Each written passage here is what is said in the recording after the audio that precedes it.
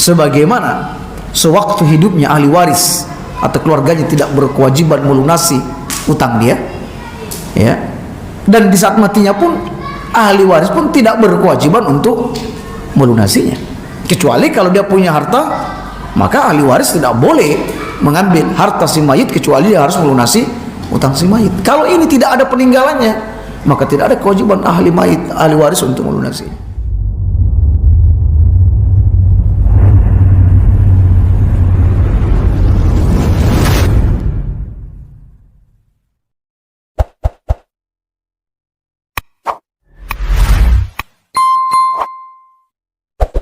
Assalamualaikum warahmatullahi wabarakatuh.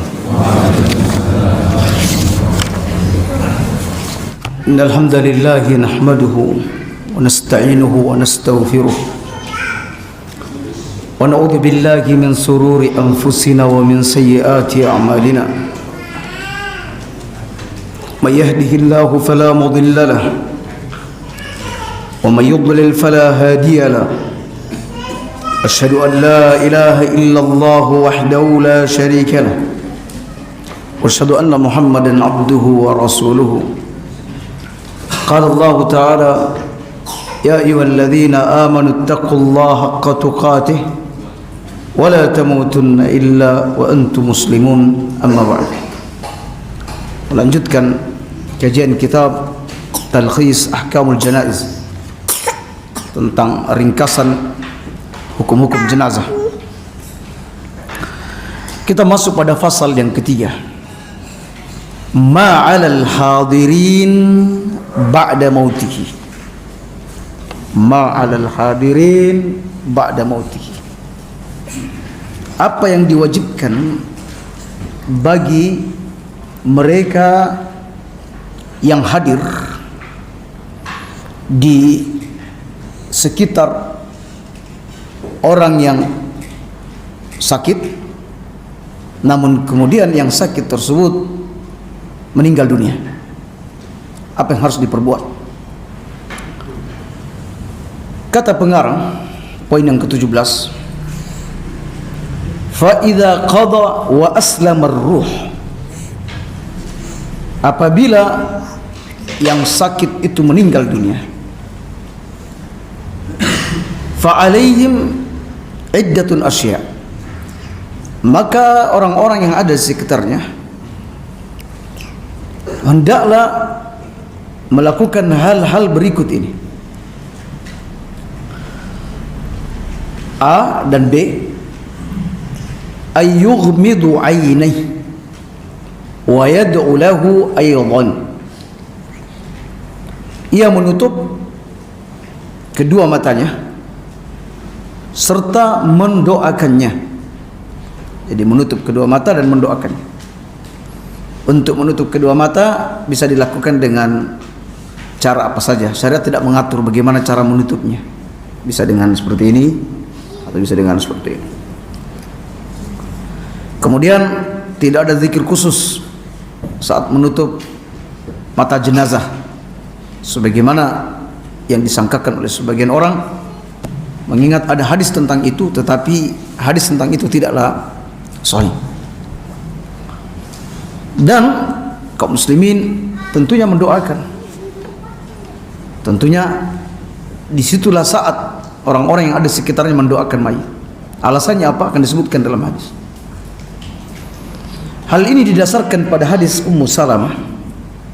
Ia berkata, dakhala Rasulullah sallallahu alaihi wasallam ala Abi Salamah. Nabi pernah masuk menemui jenazah Abu Salamah. Abu Salamah ini adalah salah seorang sahabat Nabi sallallahu alaihi wasallam yang termasuk awal-awal masuk Islam. Dia orang ke-10. Beliau orang ke-10 masuk Islam. Dan beliau adalah seorang pemberani dan amat mahir dalam menunggang kuda. Beliau beserta istrinya ketika mendapat tekanan kuat di Makkah, beliau berhijrah. Beliau berhijrah ke Habasyah, dan di sana Di Habasah beliau dikaruniai putra yang pertama yang bernama Salamah, makanya disebut dengan Abu Salamah dan Ummu Salamah. Kemudian sekembali dari Habasyah juga tekanan dari kafir Quraisy semakin kuat, hingga akhirnya Nabi memerintahkan mereka kaum muslimin untuk berhijrah ke Madinah. Dan Abu Salamah pun tentu menyambut panggilan tersebut. Saat Abu Salamah berangkat, ternyata kaumnya mencegahnya, sehingga putra Abu Salamah yang bernama Salamah itu ditahan oleh kaumnya berikut dengan istrinya. Namun karena perintah Allah dan perintah Rasul ada di atas segalanya, maka ia pun meninggalkan Mekah ya, tanpa mengikut sertakan orang-orang yang dicintai, baik anak ataupun istrinya. Setahun nanti baru kemudian bisa berjumpa. Dan beliau adalah veteran perang Badar. Beliau ikut serta di perang Uhud, dan di perang Uhud beliau mendapatkan luka yang serius, hingga kemudian sekembali dari Uhud sempat agak sembuh penyakitnya. Lalu kemudian ada perang berikutnya beliau ikut dan lukanya bertambah parah, hingga akhirnya beliau meninggal dunia, yaitu Abu Salamah.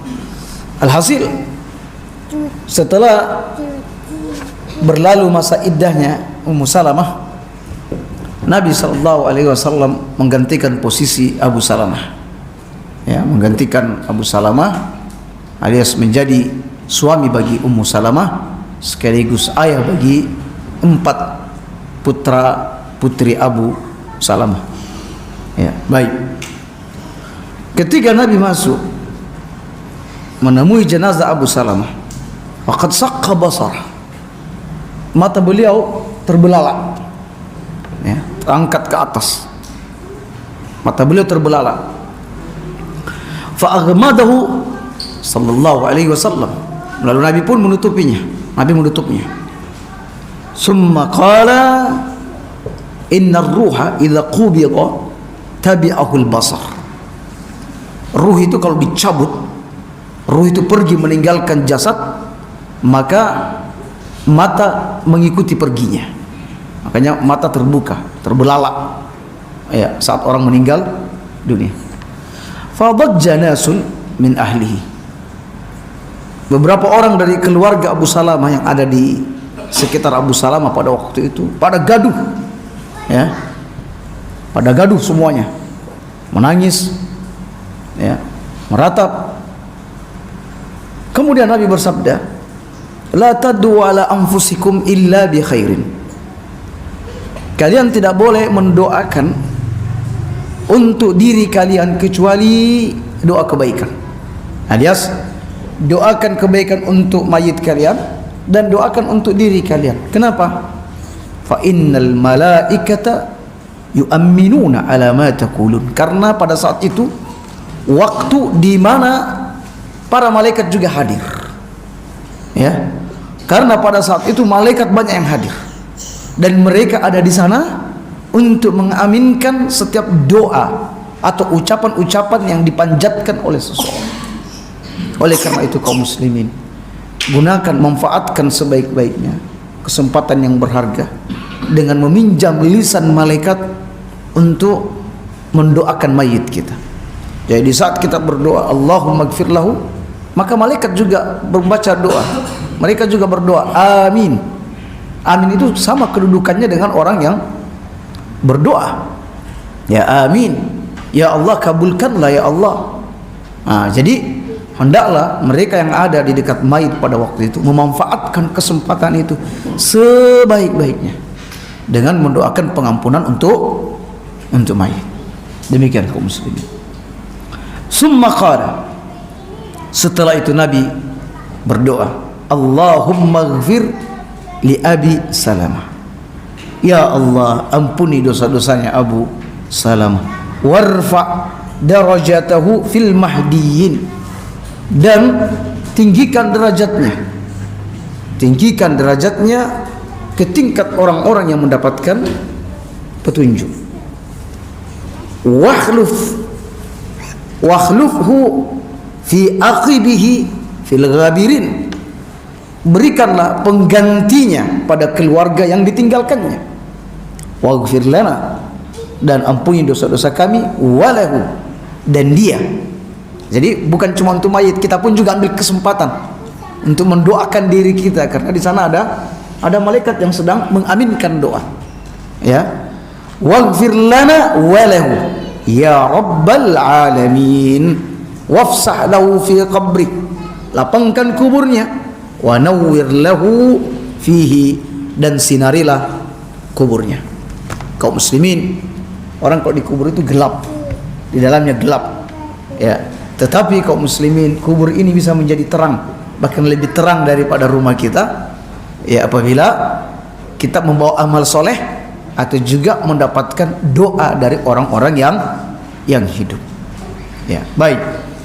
Jadi ini tugas bagi orang yang ada di sekitar atau di dekat orang yang baru saja meninggal dunia. Itu tugasnya. Jadi jangan gaduh, ya, jangan sibuk menangis, mengeluarkan ungkapan-ungkapan yang tidak pantas untuk itu. Ya, apalagi sampai meratap. Ya, meratap adalah bagian daripada dosa besar. Baik, kaum muslimin. C. Ayyughattuh bi thawbin yasturu jami'a badanihi. Dan hendaklah orang di sekitarnya menutup sekujur tubuh si mayit. Ya, menutup sekujur tubuh si mayit. Berdasarkan hadis Aisyah radhiyallahu anha, anna Rasulullah sallallahu alaihi wasallam hina tuwfiya, ketika beliau wafat, sujjiya bi burdin hibarah, beliau ditutupi dengan kain hibarah. Kain hibarah. Kain hibarah itu kaum muslimin, kain produk dari Yaman. Ya. Persegi 4, ya, bisa berfungsi sebagai penutup badan, bisa juga berfungsi sebagai sarung, bagian bawah juga bisa berfungsi sebagai selimut. Ya, jadi persegi 4 luas. Dan hibarah ini dia bercorak, dia bermotif, bergaris-garis, ada garis-garisnya. Di antara ulama, Ibnu Qayyim, Ibnu Hajar, itu menyebutkan di antara garisnya adalah garis berwarna merah.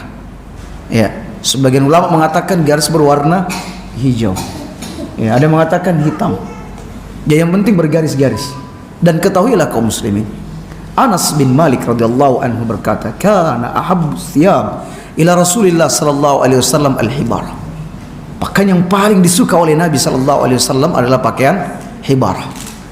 Ya, pakaian yang terbuat dari katun. Ya, kain dari bahan katun, bukan wol, dari katun dan bercorak-corak. Ini pakaian yang paling disukai oleh Nabi sallallahu alaihi wasallam. Di samping ada hadis yang lemah menyebutkan Nabi suka pakaian warna hijau. Walaupun di dalam Al-Qur'an itu menyebutkan bahwa ahli surga itu nanti mengenakan pakaian yang berwarna hijau. Begitu juga pakaian yang disukai oleh Nabi, pakaian berwarna putih. Ya, oleh karena itu kaum muslimin, ya, tidak kita katakan bahwa pakaian sunnah yang polos-polos misalnya tidak ada ini. Justru Nabi suka pakaian yang bercorak, ada garis-garisnya. Bisa garis melintang, bisa juga garis vertikal. Ya. Jadi seperti itu, dan Nabi suka dengan pakaian hibarah, dan ada rendanya. Jadi dia berenda di bagian ujungnya, ada rendanya. Ya. Baik. Makanya ketika Nabi meninggal, ya, beliau dikafani, ditutupi, bukan belum dikafani. Beliau sekujur tubuhnya ditutupi dengan pakaian favorit beliau, baju favorit beliau. Ya, baju favorit, pakaian favorit beliau, yaitu kain bergaris-garis. Ya, baik. Wahada fi ghairi man mata muhriman. Ini tentu berlaku untuk mayit yang mati dalam kondisi tidak ihram. Dalam kondisi tidak ihram. Ya. Tidak muhrim. Fa innal muhrim, karena orang yang muhrim itu yang lagi sedang berihram, baik itu berhaji atau lagi umrah, la yughatta ra'suhu wa wajhuhu, tidak boleh ditutup kepala dan wajahnya, nggak boleh. Berdasarkan hadis Ibnu Abbas, bainama rajulun waqifun bi Arafah, ada seorang laki-laki yang sedang wukuf di Arafah, idz waqa'a an rahilati, beliau terpental dari ontanya, fawaqasathu, yang menyebabkan lehernya patah, ya, leher patah, atau dalam riwayat fa'aqasathu, ya, kalau yang riwayat ini fa'aqasathu, yang menyebabkan dia mati seketika, jadi jatuh langsung mati, ya. Faqala an-nabiy sallallahu alaihi wasallam igsilu bima'in wa sidrin, mandikan dia dengan air yang bercampur dengan bidara. Kaffinuhu fi saubain, kafankan dia dengan dua kain. Dalam satu riwayat fi saubai, dengan dua pakaiannya, pakaian ihramnya. Wala tuhannituh, jangan dikasih hanut. Hanut itu wangian khusus untuk orang yang meninggal dunia, hanut. Dalam satu riwayat wala tutayyibuh, jangan dikasih wangian. Wala tuhammiru ra'sah, jangan tutup kepalanya. Wala wajha, tidak juga wajahnya. Fa innahu yub'atsu yaumal qiyamah mulabbiyan, karena dia akan dibangkitkan pada hari kiamat dalam kondisi bertalbiyah. Subhanallah. Nah, jadi kaum muslimin, ini hanya berlaku khusus untuk yang sedang dalam kondisi ihram, tidak ditutup wajah dan kepalanya. Baik, untuk urusan ini biasanya ditangani oleh petugas jamaah haji biasanya. Ya, baik. Kemudian yang poin A, ayyu'ajjilu bitajhizihi wa ikhrajihi idza bana mautu, dan hendaklah disegerakan prosesinya. Ya, prosesinya di sini maksudnya ya memandikannya, ya mengkafaninya, kemudian menyegerakannya ke kuburan, alias segera kuburkan dia. Wa ikhraji, dan mengeluarkannya, yakni mengeluarkannya dari rumah untuk dikuburkan. Idza bana mautu, asalkan sudah jelas dan pasti kematian. Oleh karena itu jangan buru-buru dulu. Kalau orang mati langsung dimandikan, ya khawatir belum mati betul, mungkin mati suri atau lagi koma atau apa, ya. Oleh karena itu panggil tenaga kesehatan, atau seperti yang kita beri contoh dulu, ambil cermin, ya, kemudian letakkan dekat hidungnya. Nanti kalau ada embun berarti dia masih hidup, kalau enggak ya sudah, berarti sudah meninggal, atau tidak ya datangkan ahlinya untuk memastikan kematiannya. Baik, li hadis Abi Hurairah, berdasarkan hadis Abi Hurairah, asri'u bil janazati, bersegeralah dengan urusan jenazah, bersegeralah dengan membawa jenazah. Ya, sebenarnya hadis ini oleh sebagian ulama ini terkait dengan memanggul jenazah, kaitannya di saat membawa jenazah disuruh bersegera. Adapun selain itu, misalnya belum dimandikan atau belum disolati karena ada satu hal sehingga ditunda berapa saat, maka hal itu masih diperkenankan. Semisal meninggal di malam hari, ya, dan tampak bahwa orang-orang yang hadir untuk menyolati sedikit, atau mungkin di kuburannya juga begitu gelap dan orang tidak siap untuk menggali kuburan, maka bisa ditunda untuk keesokan harinya. Baik. Wa sayati bitamamihi fil fasl, dan akan datang penjelasannya secara sempurna di pasal yang ke-47, dan sekarang kita masih berada di pasal yang ketiga. F, ayyadfinu fil baladil ladzi mata fih, hendaklah mayit itu dikuburkan di negeri di mana ia meninggal dunia. di wilayah atau di kampung di mana dia meninggal dunia. Wala yanquluhu ila ghairihi, dan tidak memindahkannya ke tempat yang lain, ya, tidak membawa jenazahnya ke tempat yang lain. Li'annahu yunafil isra' al-ma'mur bihi, karena ini menafikan untuk menyegerakan, ya, ini menafikan perintah Nabi sallallahu alaihi wasallam untuk menyegerakan, ya, menguburkan jenazah. Ada orang meninggal misalnya di Papua, minta dibawa ke Jember. Berapa jam, berapa hari prosesnya untuk sampai ke Jember? Nah, oleh karena itu kaum muslimin, kata pengarang Syekh Albani rahimahullah ta'ala, tidak, dia dikuburkan di mana dia meninggal dan tidak dipindah ke tempatkan, ya. Bahkan kaum muslimin, di sini nanti Imam Nawawi mengatakan, seandainya yang meninggal ini sudah berwasiat sebelumnya untuk dikuburkan di tempat yang jauh, ini bagaimana hukumnya akan kita bahas, ya, di bagian akhir dari poin ini.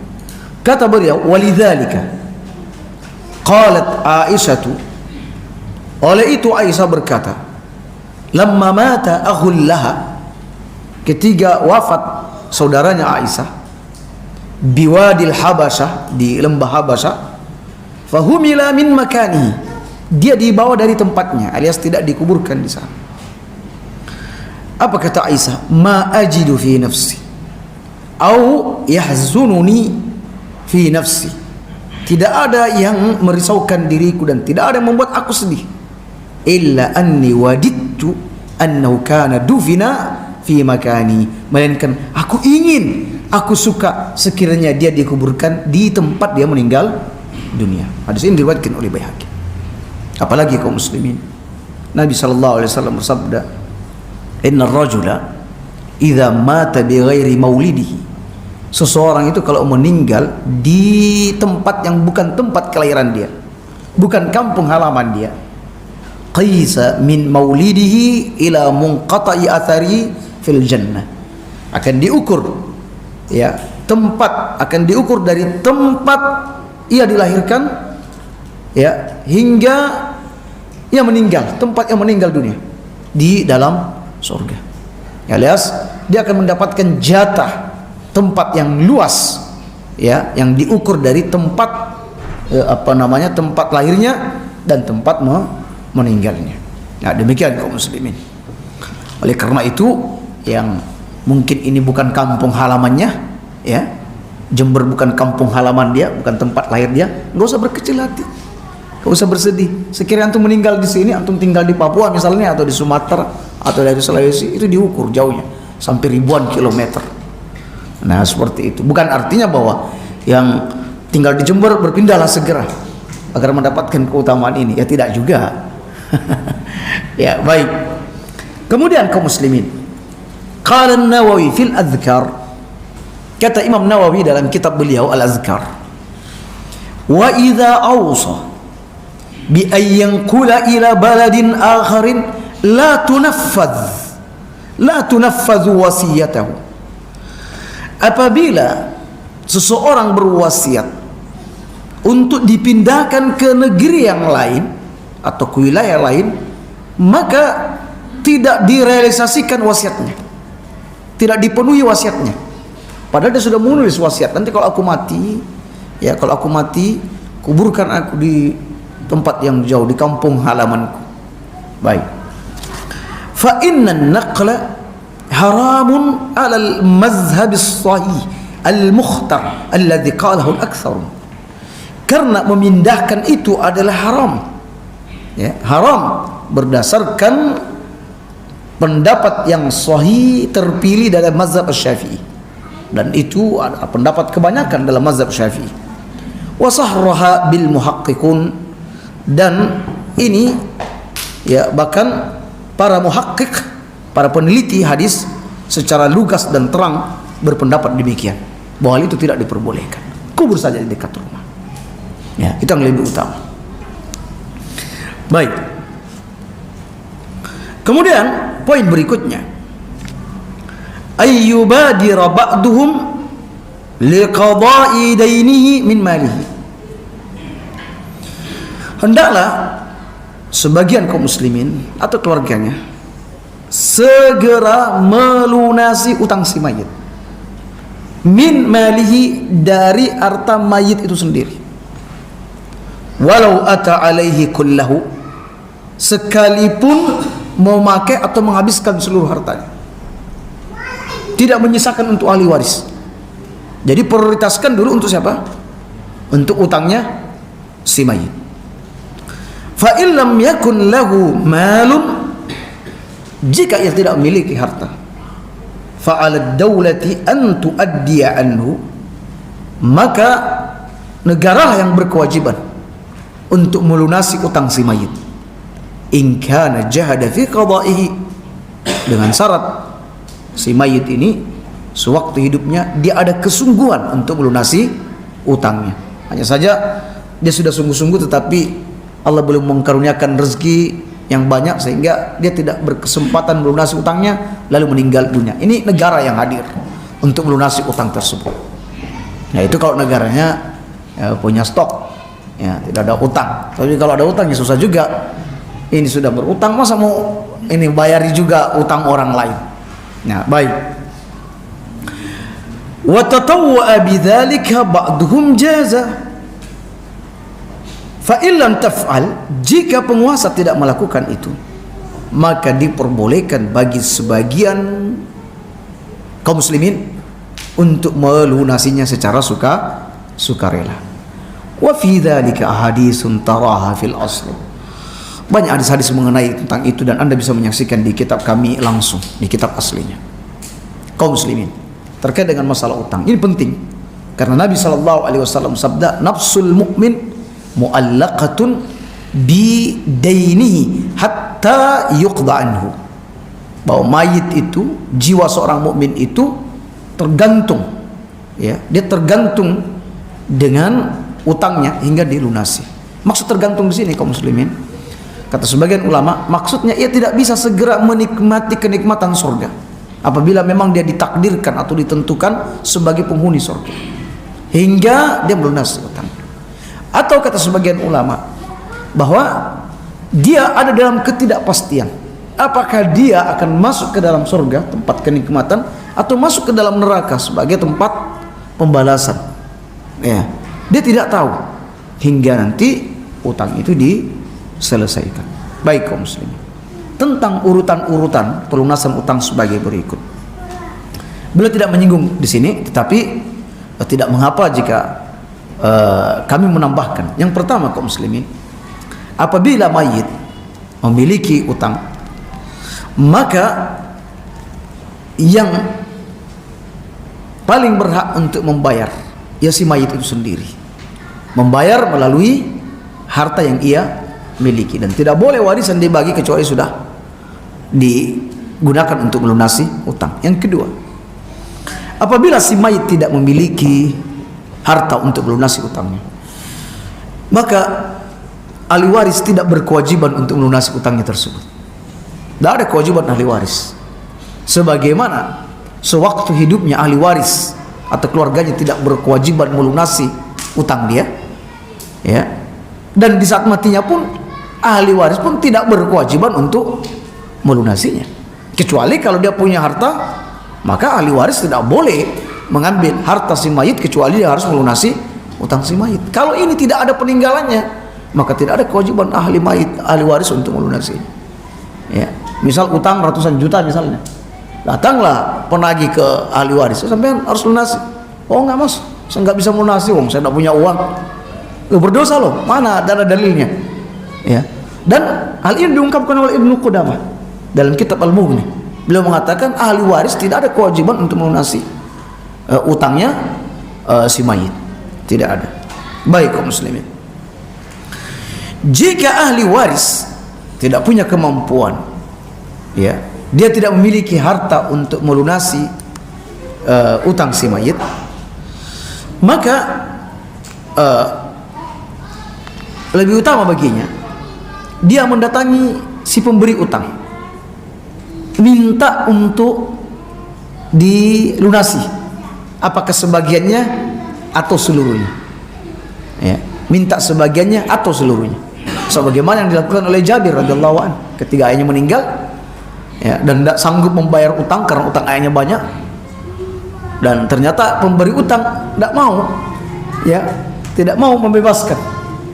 Ya, mungkin kalau uang sedikit tidak masalah, tapi kalau uang banyak gimana? Sehingga akhirnya Jabir datang menemui Nabi sallallahu alaihi wasallam minta solusi untuk itu. Baik kaum muslimin. Yang keempat, jika ia tidak mendapatkan pengampunan dari si pemilik uang, maka negaralah yang melunasi utang si mayit. Baik. Jika pemerintah juga tidak mau melunasi, tidak mau, ya kaum muslimin lah kumpul-kumpul uang, ya, karena kasihan si mayit ini. Disebutkan di dalam hadis yang sahih bahwa mayit itu ada dalam kondisi mahbus, dia tertahan, ya, disebutkan dalam hadis, inna akhaka mahbusun bidaini, sesungguhnya saudaramu ini terhalang dengan utangnya, faqdi anhu, maka lunasilah utangnya. Ya, maka kalau misalnya ada rukun kifayah misalnya, ya, mereka memang mengumpulkan uang sebagai jaga-jaga. Kalau seandainya nanti si mayit ini punya utang misalnya dan dia tidak bisa melunasi, ya mungkin bisa menggunakan uang khas untuk itu. Ya, baik. Jika itu juga tidak, kaum muslimin tidak ada yang peduli dengan utang dia, ahli waris tidak, sesama muslim juga tidak, pemerintah juga tidak, semuanya tidak ada yang mau lunasi, maka tinggal dilihat si mayit ini, ya, ketika waktu hidupnya dia meminjam uang ada dalam rangka dia punya maksud tujuan untuk melunasinya, bahkan dia sudah melakukan segala upaya untuk itu, maka Allah Subhanahu wa taala yang akan menyelesaikan urusan itu. Tetapi kalau dia meminjam dan tidak ada niat untuk melunasinya, ya, maka dia akan terancam dengan hadis-hadis yang seperti kita sebutkan sebelumnya. Baik kaum muslimin,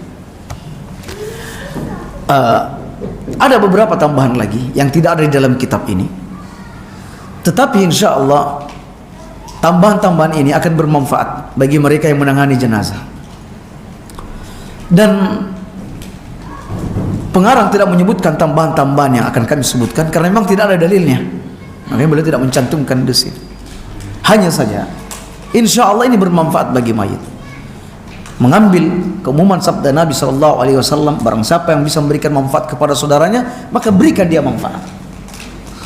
Maka di antara manfaat tersebut yaitu, satu, ketika mayit meninggal dunia, maka mulut yang terbuka itu ditutup, ya, ditutup, ya, ambilkan secari kain lalu diikatkan dari bawah, rahang bawah ke atas kepala, diikatkan.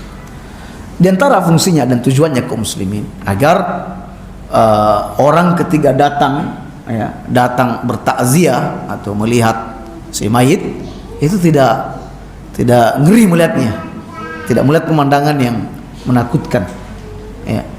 Jadi orang kalau meninggal kan ciri-cirinya ini rahang bawah ini melemah, apa seperti lepas, jadi terbuka, jadi ditutup. Juga untuk menghindari serangga masuk ke dalam mulut si mayit. Nah, itu yang pertama. Kemudian kaum muslimin, setengah jam atau 1 jam setelah itu dilemaskan persendiannya, ya, dilemaskan persendiannya. Insya Allah ini bermanfaat ketika apa? Ketika memandikan, mengangkat dan memandikan jenazah. Jadi lengan bawah disatukan dengan lengan atas, ya, lengan atas disatukan dengan lambung yang kanan. Kemudian tangan kiri juga sama, lengan kiri bawah masuk disatukan dengan lengan atas, begitu juga lengan atas disatukan dengan lambung yang di sisi kiri. Kaki juga kaum muslimin sama, kaki, ya, yang bagian bawah disatukan, betis bawah disatukan dengan paha, Ya, begitu juga yang kiri. Kemudian yang paha ini satukan dengan perut. Adakan pelemasan, bermanfaat sekali kaum muslimin. Kami sudah mempraktikkan ini berapa kali untuk jenazah, dan ketika memandikannya nyaman. Sebab kalau tidak dilakukan pelemasan seperti itu, nanti ketika hendak memandikannya, tubuhnya sudah kaku. Jadi memandikannya juga tidak bisa sesempurna mungkin. Nah, itu faedahnya sekitar setengah jam atau 1 jam setelah meninggal dunia. Kemudian kaum muslimin, kata sebagian ulama, untuk menghindari perut ini mengembung, ya, maka hendaklah meletakkan hal-hal yang agak berat sedikit di perut mayit. Ya, atau bisa dengan kedua tangannya seperti ini. Ya, dengan tangannya. Dan upayakan kedua kaki mayit, ya, ibu jarinya disatukan dengan ibu jari yang satunya, diikat istilahnya. Supaya apa? Ya, supaya nanti ketika mengangkat jenazah itu tidak misalnya dia kebentur dengan benda-benda atau apa. Begitu juga dengan tangan. Ya, sebab kami lihat kadang kalau jenazah diangkat sudah tangannya mungkin ada yang turun atau apa, sehingga nanti mengenai benda-benda di sekitarnya, dan ini dikhawatirkan menyakiti jenazah. Ya. Juga ketika dirapatkan kakinya seperti ini untuk menghindari agar kotorannya keluar. Ya, baik. Jadi itu hal-hal yang insya Allah berfaedah untuk mayit kita. Nah, baik kaum muslimin, berarti untuk persoalan yang lain, kalau bisa lucuti pakaiannya segera. Ya. Saat itu juga bisa dilucuti pakaiannya. Ya, sebab kalau biasanya badan sudah kaku, melucuti pakaiannya itu sulit. Ya, akhirnya harus menggunakan gunting eman. Kalau bajunya masih baju bagus, ya. Jadi upayakan kita tidak merusak harta kecuali memang sifatnya darurat. Nah, baik. Demikian kaum muslimin, bagaimana kita menangani mayit saat baru saja dia meninggal dunia. Baik. Jika ada pertanyaan, kami persilakan untuk bertanya. Tapi kami jawab dulu pertanyaan dari pengurus, ya, dari panitia.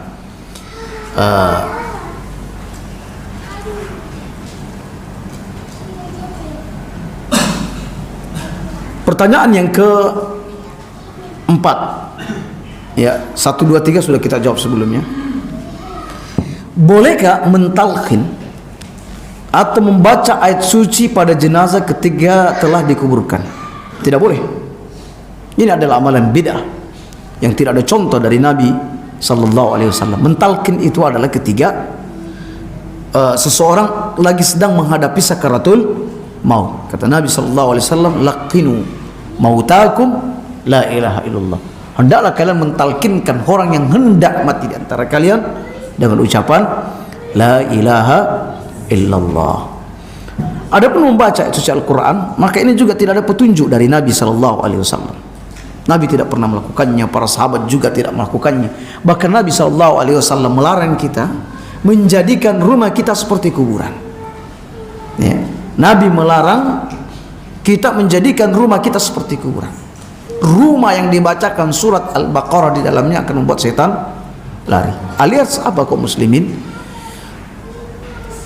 Kalau di rumah tidak baca Al-Quran, di kuburan tidak baca Al-Quran, berarti sama. Dan Nabi melarang. Kalau di rumah baca Al-Quran, kuburan baca Al-Quran, berarti juga sama. Nabi melarang menjadikan kuburan dengan rumah itu sama. Berarti cuma ada 2 kemungkinan, ya, supaya berbeda. Anda baca Al-Quran di kuburan dan jangan baca Al-Quran di rumah, atau Anda baca Al-Quran di rumah dan tidak membaca Al-Quran di kuburan. Nah, seperti itu. Tentu kaum muslimin, ya, kita membaca Al-Quran di rumah, bukan di kuburan. Ya, karena sekali lagi tidak ada petunjuk dari Nabi sallallahu alaihi wasallam dan para sahabat membaca Al-Quran di atas kuburan. Baik, pertanyaan berikutnya. Hukum mengazani jenazah yang hendak dikubur. Ini juga tidak ada contoh. Dan ini adalah amalan bid'ah. Bid'ah itu istilah untuk amalan yang tidak ada dicontohkan oleh Nabi sallallahu alaihi wasallam dan tidak dianjurkan. Mereka yang melakukan azan saat jenazah hendak dimasukkan, Mereka hanya menggunakan analogi, kias yang tidak tepat, yaitu menganalogikan kepada bayi yang baru lahir diazani. Ya, bayi yang baru lahir diazani. Kita katakan bahwa hadis tentang mengazani bayi pun tidak sahih. Jadi sandaran kiasnya pun tidak sahih. Anggaplah itu sahih, seperti kita bahas pagi tadi. Anggap itu sahih, tapi tidak tepat untuk dipadakan keduanya. Karena ini bayi lahir di dunia, siap menyambut perintah-perintah Allah, sementara orang meninggal sudah tidak ada lagi kaum muslimin kewajiban, tidak ada lagi amal, yang ada adalah hisab. Ya, tidak ada amal, yang ada adalah hisab. Ya, baik.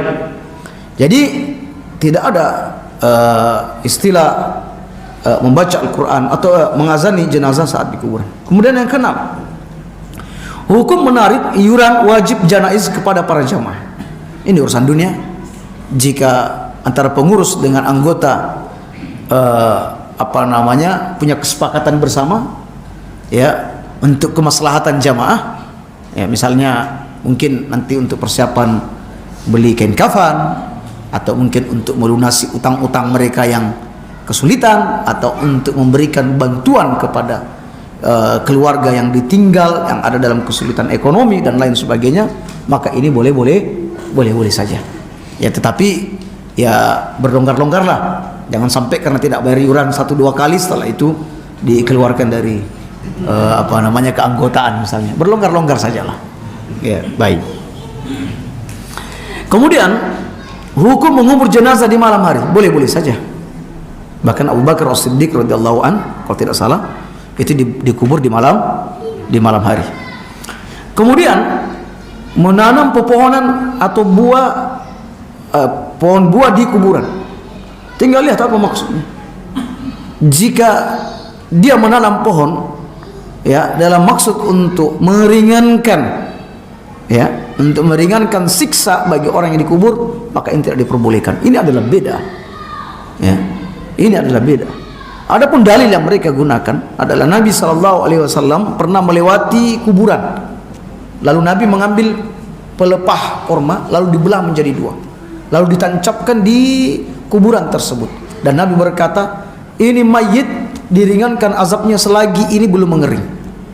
Ya, menganalogikan antara perbuatan kaum muslim menanam pohon dengan apa yang diperbuat Nabi, ini analogi yang sudah pasti salah.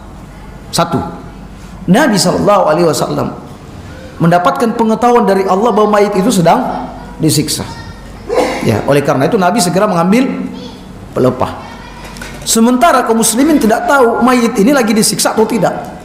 Kalau dia juga ngambil pelepah, berarti dia buruk sangka dengan orang yang ada di dalam. Jangan-jangan dia lagi sedang mendapatkan nikmat dari Allah Subhanahu wa taala. Nah, itu satu. Yang kedua, Nabi SAW mengatakan ini nanti diringankan azabnya sampai dia mengering. Kaum muslimin nekat, ya, dia nekat. Dia menanam pohon yang tidak akan pernah kering selamanya, sehingga dia tidak akan pernah dan akan terus diringankan siksanya. Ini tidak benar kaum muslimin. Kalau mau kias, ya, misalnya seandainya benar, ya, ambillah juga pohon kelapa, pelepah kelapa, lalu tancapkan di sana, karena kelapa kurma ada kemiripan pohon misalnya, itu cocok. Lah ini kok nanam malah pohon yang mungkin tidak akan mengering. Ya, baik. Adapun untuk pernaungan kaum muslimin, untuk naungan, maka tidak masalah, tetapi ya jangan besar-besarlah pohonnya, kasihan. Ulama sudah membincangkan masalah ini, sebab dikhawatirkan akarnya itu menyakiti mayit, ya, atau merusak tulang-tulangnya, karena memecahkan tulang mayit sama dengan memecahkan tulangnya di waktu dia hidup. Nah, seperti itu insyaallah. Berikutnya, jenazah sudah dinyatakan meninggal secara medis, tapi masih terdengar nafasnya. Apakah ini berarti masih proses sakaratul maut? Kita tidak tahu kaum muslimin. Ya, kita tidak tahu. Ada orang yang mungkin mengalami sakaratul maut hanya di waktu yang sebentar. Ada orang yang mengalami proses sakaratul maut dalam waktu yang lama. Kita tidak tahu. Tapi kondisi seperti ini jangan buru-buru untuk diselesaikan. Maksudnya dikubur, jangan. Ya, ada orang menyebut namanya mati suri.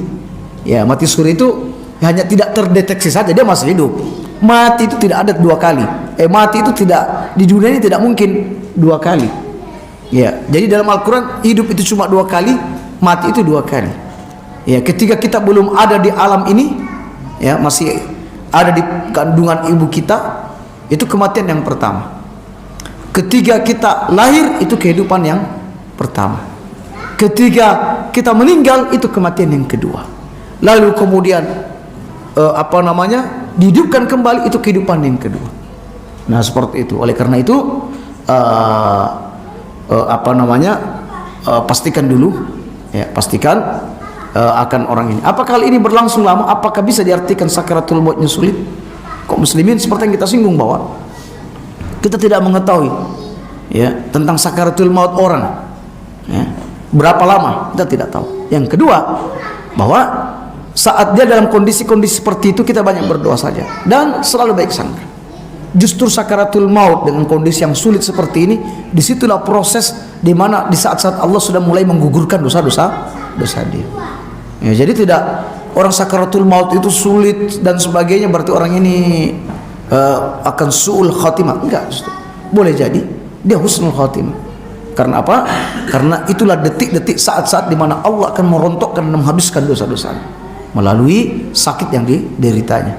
Ya demikian. Ya. Ya baik. Tampaknya sudah cukup sampai di situ. Nanti kalau ada yang mau ditanyakan bisa diajukan sehingga kami bisa menyediakan waktu untuk menjawab pertanyaan tentang jenazah. Demikian. Subhanakallah bihamdik, asyhadu an la ilaha illa anta astaghfiruka wa atubu ilaik. Assalamualaikum warahmatullahi wabarakatuh.